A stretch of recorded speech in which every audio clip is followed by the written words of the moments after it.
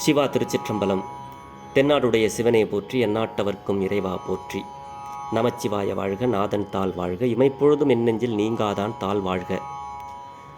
அன்பிற்கினிய அடியார் பெருமக்களே, உங்களது திருவடிகளை வணங்கிக் கொண்டு நம்மிடத்திலே நம்மளுடைய மனதில் மகிழ்ச்சி எப்பொழுதும் நிலைத்திருக்க வேண்டும்.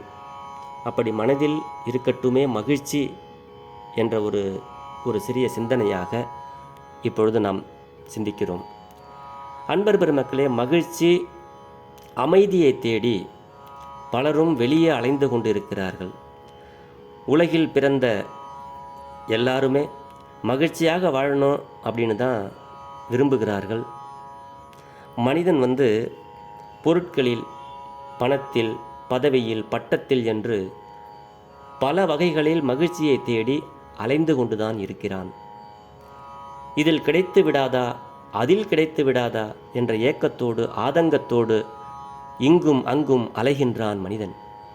இறுதியில் அவனுக்கு கிடைப்பது ஏமாற்றமே. மகிழ்ச்சி என்பது வெளியே விலை கொடுத்து வாங்கக்கூடிய பொருளோ இடமோ அல்ல. நம்மிடையே மகிழ்ச்சி இருந்து கொண்டுதான் இருக்கிறது. அதை நாம் முறையாக கையாள்கிறோமா என்பதுதான் முக்கியமான கேள்வி. அப்படி இருந்தால் எல்லோரிடமும் புன்முறுவல் செய்து கொண்டு இருப்போம். நம்மிடத்திலே ஒரு மகிழ்ச்சி இருந்தால் எல்லாருக்கிட்டையுமே ஒரு புன்சிரிப்பு, லேசான சிரிப்பு சிரிச்சிட்டு இருப்போம்.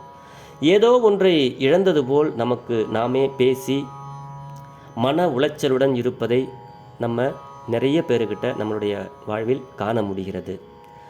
என்னன்னா, குடும்ப பாரம், அலுவலகத்தில் கூடுதல் பணி, யாராவது நம்மை பற்றி தவறாக பேசிவிட்டால் அவர் மீது தொடர் கோபம் என்று மனதில் போட்டுக்கொள்வது, மனதில் போட்டு குப்பை தொட்டியாக வைத்திருக்கிறோம்.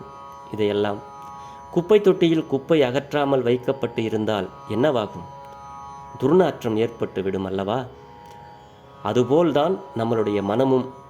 மனம் எப்போதும் மகிழ்ச்சியை தான் எதிர்பார்க்கிறது. அன்பர்களே, ஒருவர் உங்களை பாராட்டினாலும் அல்லது குறை சொன்னாலும் ஒரே மாதிரியாக எடுத்துக்கொள்ளுங்கள்.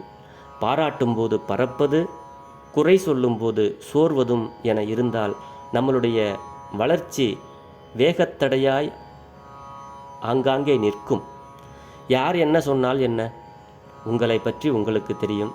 அடுத்தவர்களை பற்றி நீங்கள் புறம் பேசியிருந்தால், பேசாது இருத்தல் நன்று. அடுத்தவர்களை பற்றி நீங்கள் புறம் பேசி இருந்தால் உங்கள் மனமே உங்களை தண்டித்துவிடும்.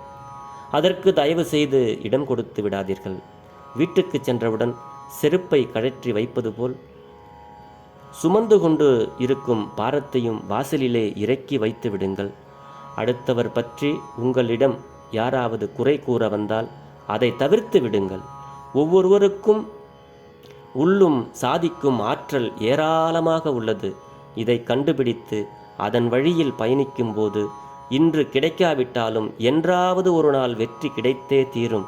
ஏனென்றால் உண்மையான உழைப்புக்கு என்றும் தோல்வி இல்லை. வரலாறு கற்றுக் கொடுக்கும் பாடம் இதுதான். எப்போதும் நீங்கள் மகிழ்ச்சியாக இருந்தால் எல்லோருக்கும் உங்களை பிடிக்கும். ஆம் நண்பர்களே, மகிழ்ச்சி ஒவ்வொரு மனிதனின் கையில் உள்ளது.